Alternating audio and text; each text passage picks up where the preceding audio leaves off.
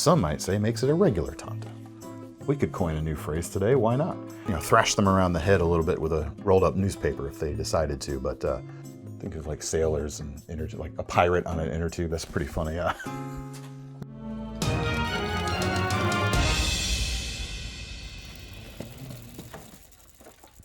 Hey everyone, David C. Anderson here, coming at you from the Knife Center. Welcome to the coolest new knives of the week. Shall we get started? First thing up today, we got a couple of Spydercos actually, including the Military 2 Salt. How cool is this? If you're unfamiliar with Spyderco's Salt series, the mission brief for it is everything has to be as completely and utterly stainless as humanly possible. Not just the blade, but everything on the inside, all the hardware, all the pocket clips and the screws and the detent balls and everything you can imagine is tested to be something you could take into salt water or salt, or whatever kind of wet environments and not have to worry about it happening, things to it. No worries. Standard aquatic lifestyle tool. The standard aquatic lifestyle tool is what we say SALT stands for. Anyway, the Military 2 Salt features the yellow and black coloration on the G10 handle scales. This color of yellow is something that's very visible the deeper you go down into the water, which could be a nice thing if you drop it inadvertently. And the steel here is MagnaCut, 4-inch long blade, full flat ground, so it slices nicely, but you've got the toughness that MagnaCut brings to the table as well.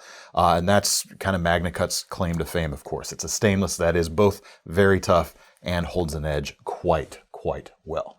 $231 and some change for this, made in Golden, Colorado, USA earth, which is a nice thing. Above the ground, though. They don't actually make this, underwater. Yeah. In case you were curious about that fact. Long handle here, plenty of real estate. I do have slightly larger than average hands, and as you can see, I could have a slightly larger than average amount of fingers on my hand and still have enough space for an extra, finger's worth of handle right there. 6-fingered man nonsense and all of that. With him, 6 and 5, it goes to 11. Christopher Guest connection. I played for that band. Yeah. Pay attention. Compression lock at the back, which gives you a finger-safe closing action there. Your fingers never get in the way of the sharpened path of the blade as you close it. And it's a very reliable and strong locking mechanism as well. But plenty of real estate, as I mentioned, the ability to choke up there at the front for more nimble handling, or choke back in the standard hold for greater reach. Blade faces down, so the tip orients really nicely if you're needing to thrust with it. And you've also got a lot of knuckle clearance if you're slicing anything on a surface, which makes this a really good option, especially in salt format here, for an angling knife, fishers and that sort of thing. You're doing, prepping or prepping bait potentially, or filleting and breaking down your catch at water side or even on top of the water. That knuckle clearance could be a pretty good thing. Next up, we have the PITS 2 from Spyderco, a non-locking knife right here. PITS stands for Pie in the Sky, and this is designed by, who is the designer here? Mike Reed, a British knife maker. And being British, he has to deal with UK knife laws, which essentially state you can't have a locking blade at all, no matter what size it is. And you can't really be carrying a 3-inch blade either. I know there's technically things like, without showing like justifiable reasons for carrying something bigger than that, but in effect, under 3 inches and non-locking is what they have to deal with. So they might as well make something nice if that's what they have to deal with anyway. This is $296. It has an M398 blade, less tough than many other stainlesses out there. This is not something known for being exceptionally tough, but it does have exceptional edge retention, which is really nice. I'm talking like very, very high levels of edge retention. And on a non-locking knife that's not necessarily going to see, rough and tumble abuse, maybe toughness is less of a concern, generally speaking. Tail-mounted pocket clip which is nice. It is reversible, making this entire thing a fully ambidextrous design, and it's very deep carry as a result too. But the cool thing about the way they've done this slip joint, this non-locking mechanism here, is it's actually this section of the titanium frame itself that holds the pivot. That's the part of the knife that moves up and down. See if we can see it. It's a little tough because it likes to snap past the detent. But yeah, there's inherent flex in this little arm, and that's what allows it to, snap past the detent from the stop pin right there, and do the open and close, and snap into place. Very, very cool mechanism. It's not the first time we've seen this mechanism from Spyderco, of course, but it is not a common way of doing things, and it is still a very cool way of doing things. Despite being under 3 inches in non-locking, it does fill the hand pretty nicely. I've got enough space for all 4 of my fingers, and despite the lack of a lock because of the way this area here around the pivot is designed, this is not quite Spyderco's signature like guarded finger choil, but because of the drop in the blade right here at the heel, and the fact that it is guarded as well, means if the blade does come unlocked or start to close while you're cutting with it, your finger's right there to keep it from moving any further. Just a very, very cool design overall. And not just for folks in the UK. If you like a non-locking knife but still want some safety, a cool thing. Next up, that knife was made in Italy, by the way, and this knife is as well. This is the new Iona Sailor from GiantMouse. The Iona, of course, has been around for a while. The Sailor version right here trades the drop point blade for a modified sheep's foot right here. Now, a classic use of a sheep's foot style blade is for sailors, folks working with rope, rigging, sails, and that sort of thing, because the sheep's foot style blade is less likely to puncture through and cut things you don't want it to cut, given its overall kind of blunted profile. You don't want to accidentally cut a rope or a line or a sail when you're in the middle of the ocean. Or an inner tube. Or an inner tube. Think of like sailors and inner tube, like a pirate on an inner tube. That's pretty funny. Funny image. Even the Navy has weekends. I suppose they do. The version we see on this Iona right here has significantly more belly than a traditional sheep's foot, but the tip still has that kind of sheep's foot style tip to it. 2.9 inches, so you can take it just about anywhere.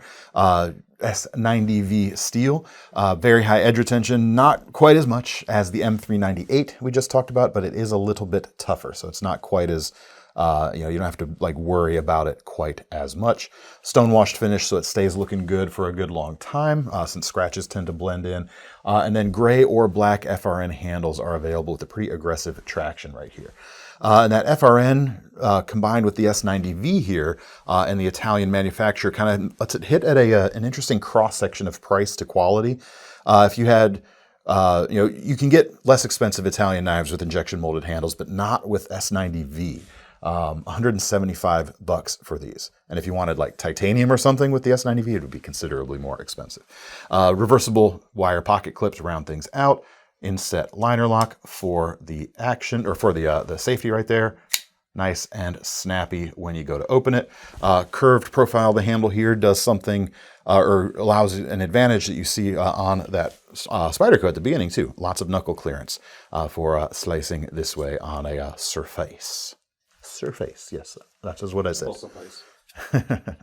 Cool profile in the closed position too. I like the way that's looking.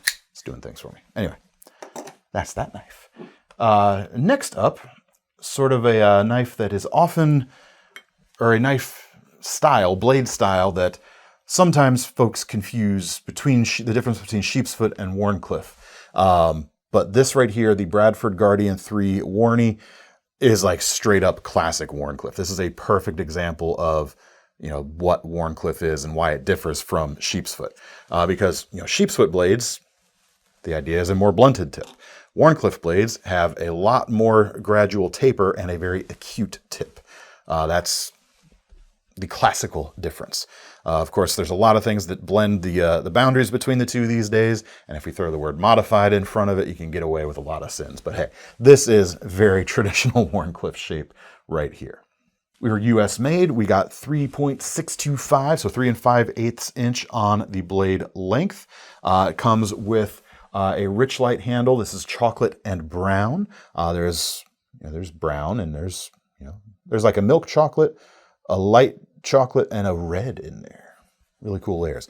And rich light is nice because it's made essentially of recycled paper and has a very smooth feel. Not slippery, but very nice to the touch.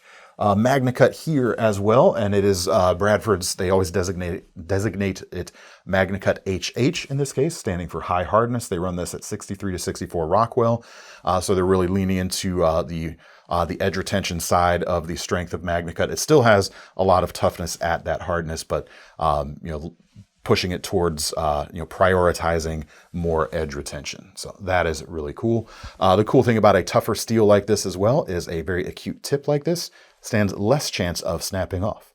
Keeping in mind, MagnaCut is not magic. You still could snap a tip off. Don't be stupid with your knife. It's just not an all-powerful magic. That's right, that's right. Sheath here is Kydex and TechLock compatible for belt carry. You can throw an ulti-clip on it for pocket carry. You are going to need to supply your mounting mechanism, however, because it does not come with that in the box. It comes just the Kydex right there. CVVT clip will work, and those are very inexpensive. We always leave a link to those in the comments as well. Or you can go with the USA made option with the TechLock, of course. Really cool everyday carry knife right here. Very, very useful. Very, very high quality. You're also supporting like a small U.S. manufacturer with a knife like that. So that's something I always appreciate. And the same thing is true with the TRM Neutron 2. TRM is Three Rivers Manufacturing, of course. This knife right here, $294 for this new version I've got in front of me. Comes with contoured bolts camo carbon with some yellow and blue in there, kind of lightning style. And a 3-inch MagnaCut blade kept very thin with a full flat grind. So it's just going to slice and slice for days. And, I know I talked about, something like the M398 here, where toughness is not necessarily what you need the most. You want that edge retention. Even on a thinner blade, though, toughness does have benefits in that the edge can be kept very thin and it can withstand, or can resist chipping and bending a little bit better. That's a good thing on a thin blade too. But here you go. Liner lock inset, of course. Nice and slim in the pocket, but still with a pocket clip that allows you to clip it into even thicker pants pockets right there. Nice snappy action, as you could see as well. A modern classic by any definition, I would say. This and other versions available at the link below. Next up, we've got a few more items to show from the California Custom Knife Show a couple weekends ago. Limited edition Shirogorov Stellar flippers right here. The price is sky high as well in this case. We're almost $2,200 for this knife. But it is something I will say that as soon as I picked it up, the impression of lightness, airiness, might say, can we say airiness if we're talking stellar? Not really. Weightlessness. There's air in front of the stellar. No, but like the weightlessness now. The air is the lens that we look through. Ah, yes, this is true. Very good. This is a 3.62-inch blade, and yet this thing is light as can be because the handles are almost completely and only carbon fiber. You've got the liner locking bar, which is kept nice and slim. The front scale is just carbon fiber, so it's not really a scale. The front handle is just carbon fiber. Titanium backspacer. The weight is not going to be like a shockingly low number, 3.17 ounces or 90 grams, but in hand, it is way, way lighter than you would ever think, or I am used to thinking of a knife this size being. The balance is wonderful. It's agile. The blade is nice and thin and slicey here. MagnaCut steel again. Very, very thin blade, or very, very thin edge that is kept very sharp as well. So this thing is going to be a laser beam when it comes to slicing. You've got a milled pocket clip secured from the inside, so nice and clean, no visible fastener there. Really great flipping action. I mean, it's a Shiro, it better have that, and indeed it does. On top of that, there's 2 extra things that come with it. You've got a matching High-Tex chip right here. The handle material and the chip material is Techno Carbo. It's a fancy carbon fiber, essentially. And these come with a pouch as well from a Kova leather pouch. Black with some green, like OD green thread. And it's made essentially so you can have your knife in here and the chip in this section here. And you could still see the Shirogorov logo right there. Ooh, I just noticed a cool detail too. The back side of the chip is the same design as the flathead pivot right there in the front. So lots of cool details to be sure. And it's a Shiro, so fit and finish is just second to none. So good. All right, next up from Jack Wolf, we have 2 limited editions from the show. We have the Gateway Series Equal End slip joint and the Gunslinger Jack, which just last week we had, we showcased the standard versions of the Gunslinger Jack. Both of these have tortoise shell Kieranite, and these were limited at the show only. Because you've seen the Gunslinger Jack, I'll start with the Gateway Series knife here. Gateway Series being their entry level of knives. This is coming in at about $75 right now. You've got a 2.75 inch, sort of a Barlow style spear point blade in a way, even though the handle isn't strictly Barlow. Very kind of broad tip, 14C28N steel. Another steel with a good amount of toughness. I really do like toughness on the steel, even on thinner blades. Nice thin edge here as well, full flat ground, not crazy thin on the blade itself, so it should still be a pretty durable thing overall, but should slice decently enough thanks to the geometry that is there. The Kieranite feels nice and smooth. You got a decorative shield on the inlay there, really nice half stop. The snap is really nice on that blade, very confidence inspiring and easy to open thanks to the long pull on the front right there. Very cool classic styled slip joint with a cool material there. The Gunslinger Jack is awesome. It's still a great knife. 3.2 inches on the blade right here, and you've got S90V steel, so obviously a much higher price bracket than the Gateway Series knives we were talking about. So $350 for this, and we do in fact have a few of the standard non-limited versions still in stock. They're all the same price, however. You're not having to pay extra to get the limited version right here. This is a locking knife, despite looking like a classic kind of gunstock pattern slip joint. You have a bolster style frame lock right there and a subtle front flipper. And since that's the only opening mechanism, I have to front flip it. Curse you, Benjamin, over at Jack Wolf. But it works quite nicely, as you can see. You could certainly always open it two-handed as well. You've got a dual long pull on it. Not that you really need it because you just kind of pinch on it anyway. Full height hollow grind on these. Really nice horizontal grain satin finish on there. Milled pocket clip, which is mounted right there near the tail. It's not fully deep carry, but it is nearly so. Non-reversible as well. Very neat.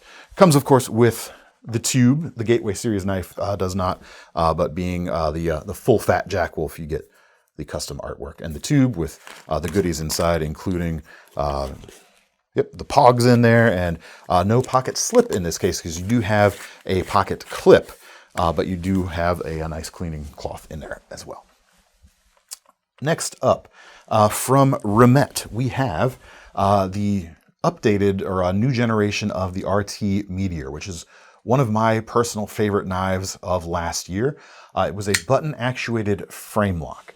Well, they've updated this now to a button-actuated liner lock with a secondary safety, which is something the frame lock versions did not have. So essentially, I'll get to that secondary safety in a minute. We've got, for about $233 on this one, you've got an M390 spear point blade with really cool grinds going on. Hollow grind here at the bottom, flat ground swedge at the top. Actually, is that hollow grind still? Yes, it is indeed. Titanium handles, inlays, in this case, copper foil carbon fiber, but there's a few different versions that can be had. It is a straight up liner lock. You could use it like any liner lock, just like so, or you could use the button. As you can see, that flexes the liner lock itself. That gives you that finger safe closing action, which is something I always enjoy. You can also wrist flick open or closed, as you can see.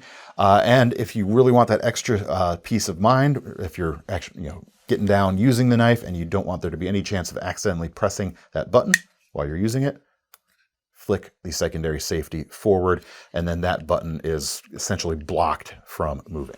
So very stable, very secure. And when you're ready to put it away, simply click and flick and pocket. So click, flick, and clip.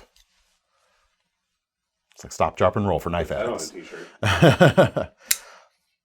Beyond just how cool the mechanism is and how nice the execution is here, I love the shape of this knife. It's relatively straightforward, and yet it stands apart from a lot of other stuff out there, and it's graceful, and I really dig the line. So that's one of the reason it was one of my favorites from last year, and now with a cool new option to the lineup. Also from Remette, we have the RT-Cosmic.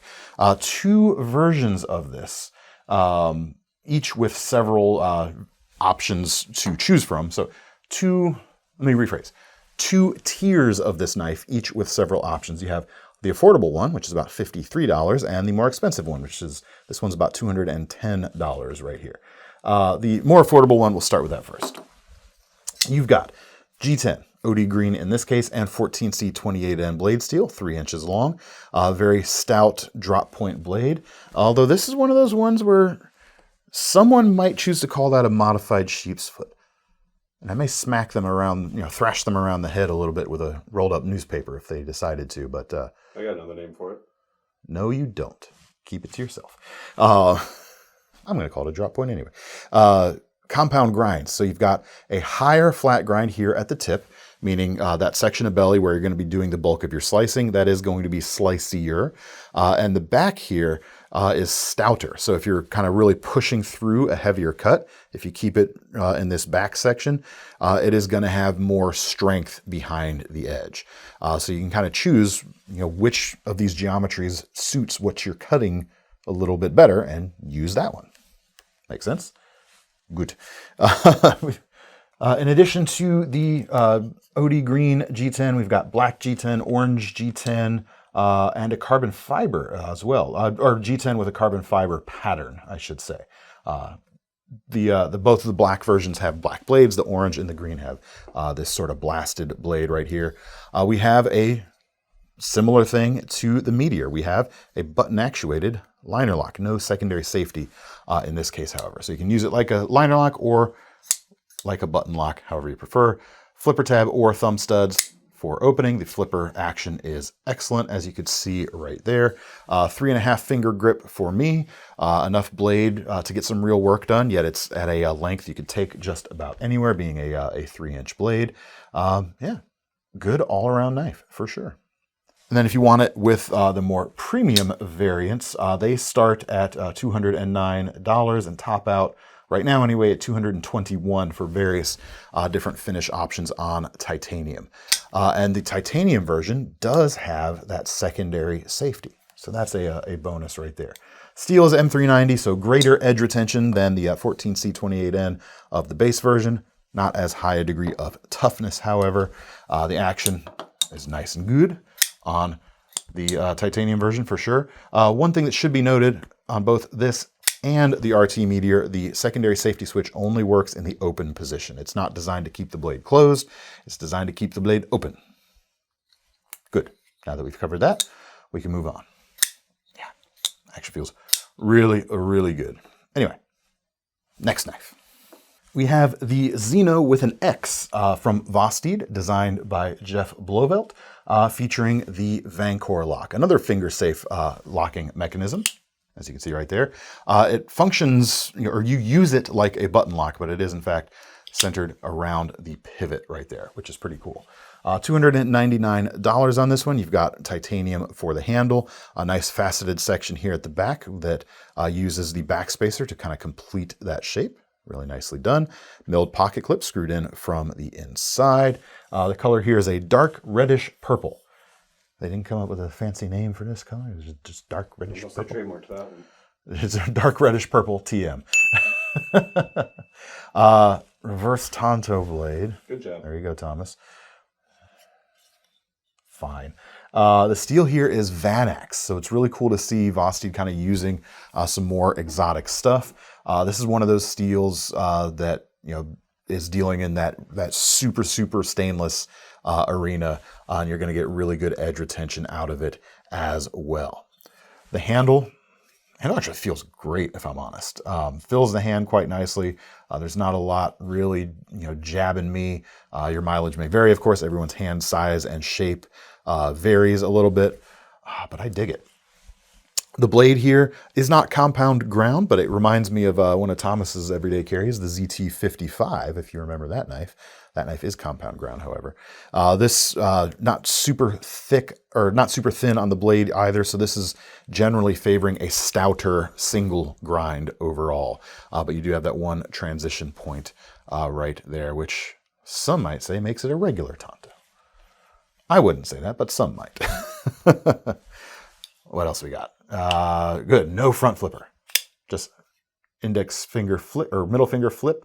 Thumb open, of course, could be done as well, or just the wrist flicky. Why do when I say it, it got all stupid, but now it's fine. I don't know. Because you said it. I have no rebuttal. Vosteeds are doing very good things, and especially when you're buying a Vosteed that costs this much money, they're doing an exceptional job. Next up, BLACKHAWK.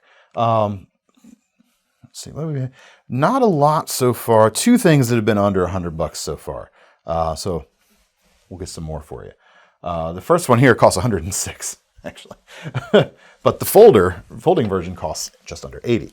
So this is the Garra and the Garra 3. The 3 is the folder here from BLACKHAWK. We'll start with the fixed blade first.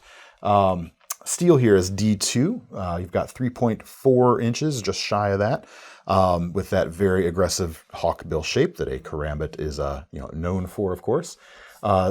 Injection molded handles here on this. It keeps the weight down for sure. This is another one like the Shiro that feels way less than it should weight-wise. 4.7 ounces, so it's heavier than the Shiro, and it's not as nice either. Let's be honest. But what do you expect for 1/5 or 5% the price, or something like that?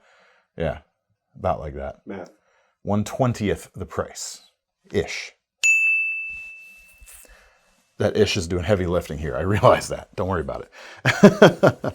As far as feel in the hand, feels pretty nice. It's a roomy Karambit.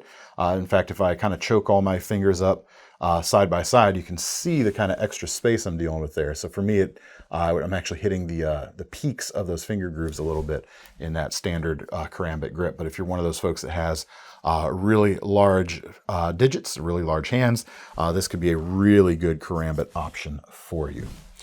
The sheath is broad and designed for inside the waistband carry. Sorry about that here.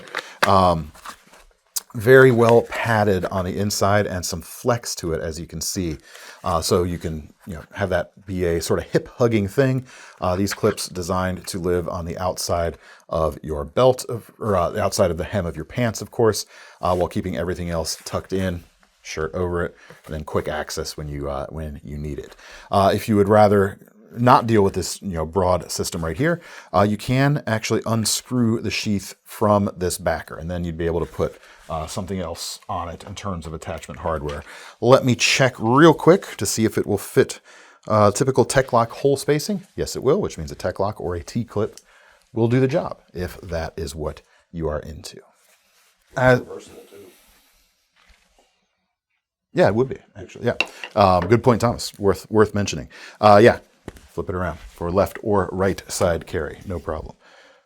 Edge is nice and sharp, too. As for the folder, We're dealing with a 2.75 inch D2 blade here, and price, as mentioned, at the $80 point. And in a way, a more accommodating handle. It's shorter, but you're not dealing with the finger grooves there to kind of restrict where you want to hold it. For me, in my slightly larger than average hands, I have plenty of room, or I would say just enough room, quite honestly, without feeling cramped. It does not feel cramped for me. If you like to wear heavy gloves when you use your Karambit, you might run out of space in this finger ring here. Again, that's one of those things where your mileage will, of course, vary. Edge, again, feels nice and sharp. You got a liner lock to secure the blade in the open position. You've got a 4-position pocket clip, so you can set it up to carry however you like, either in a traditional inverted Karambit style grip or, this way, in a non-traditional Karambit style grip. And Thomas can confirm this little cutout in the blade here will act as a pocket deployer if you so wish to draw it that way. So the hem of your pants catches that and deploys the blade so it's ready to go really fast. Because of the nature there, I don't see this being as reliable as like a forward-facing hook, but it can work. We'll just leave it at that. Also, Make sure you train with it. Exactly. Also available in black. Next up, a bunch of stuff from Bear & Sons to end things up.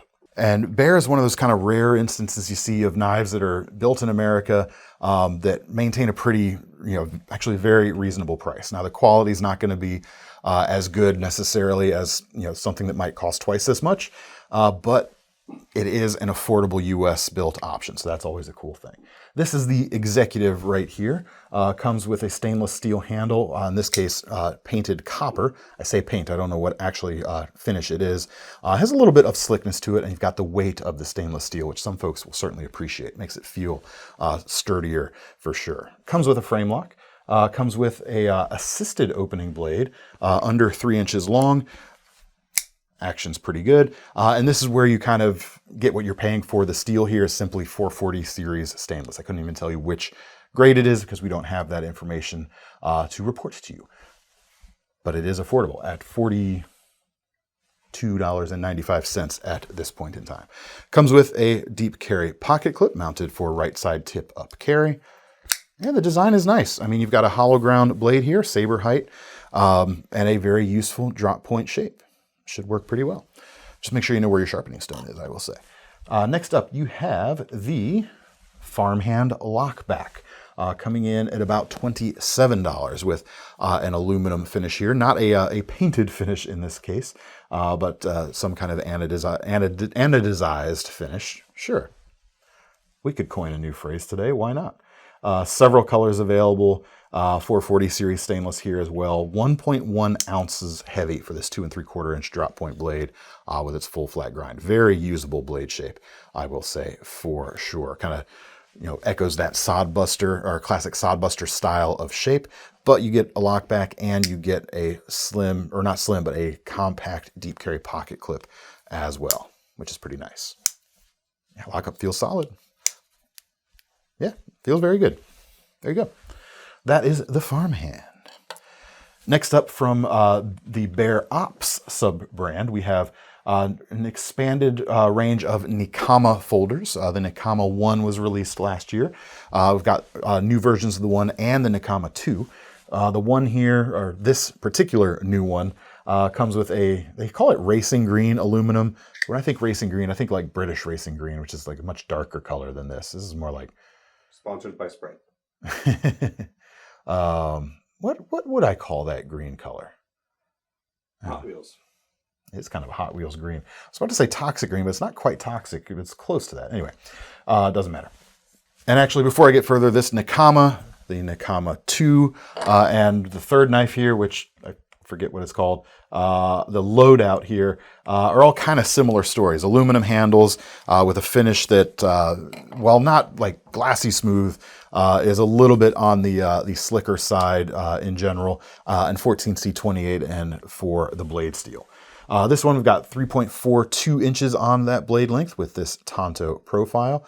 This one even looks like it has a little bit of recurve, but I think that may be incidental in this case.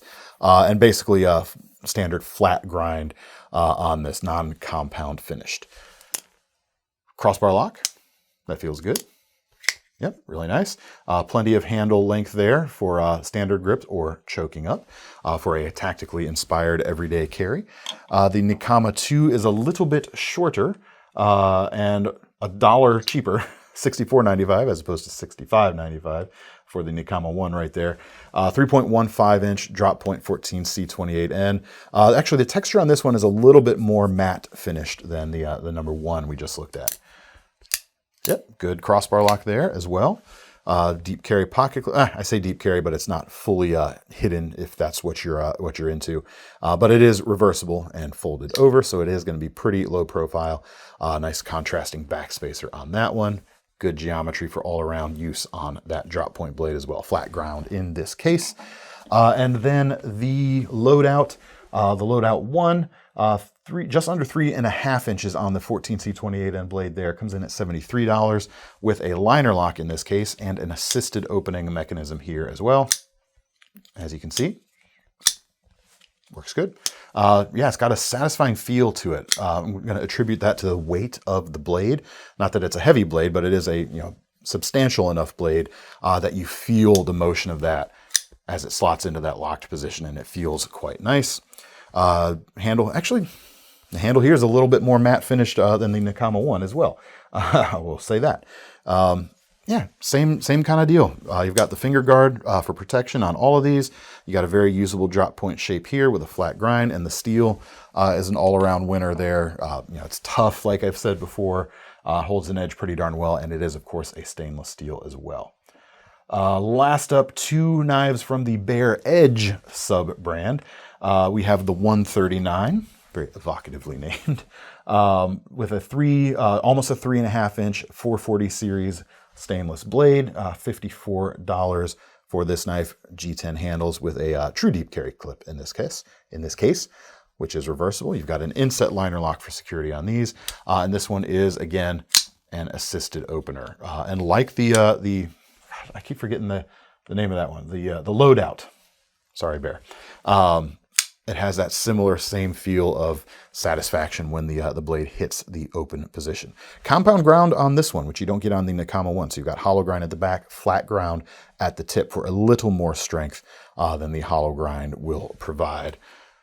Yeah, overall feels good. And last but not least, for $29, you have the 140 flipper with 440 series stainless. Liner lock, non-assisted in this, so you've got good manual action, and it is good manual action, I would say. Yeah, works well in both of those what's the word? Opening deployment methods, flipper tab or single-sided thumb stud.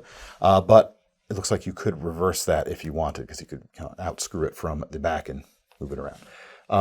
Aluminum handles here, similar texture as the Nekama 1. Red G10 backspacer, single-sided pocket clip, right side tip up only. Of course, the liner lock is a right side biased lock as well, so makes a little bit of sense. And look at that, a reverse Tanto blade for Thomas. This is actually closer in spirit to the original reverse Tanto, or the first knife called a reverse Tanto, the Benchmade 940, of course, which is really more of a spade blade anyway, but hey. Warren Osborne's not here to defend himself anymore, so we won't get too much into that. Does this make this a budget 940 option or a budget 945 option since it's more sized like the Mini? Let me know in the comments, because that's all we have time for right now. If you liked what you saw and you want to get your hands on any of these knives, check out the links in the description, which will take you to KnifeCenter.com. Don't forget about our long-running Knife Rewards program. Tons of new payment options at checkout, including Sezzle in case you want to break things up into payments. I'm David C. Anderson from the Knife Center. That's Thomas behind the camera. We're signing off. See you next time.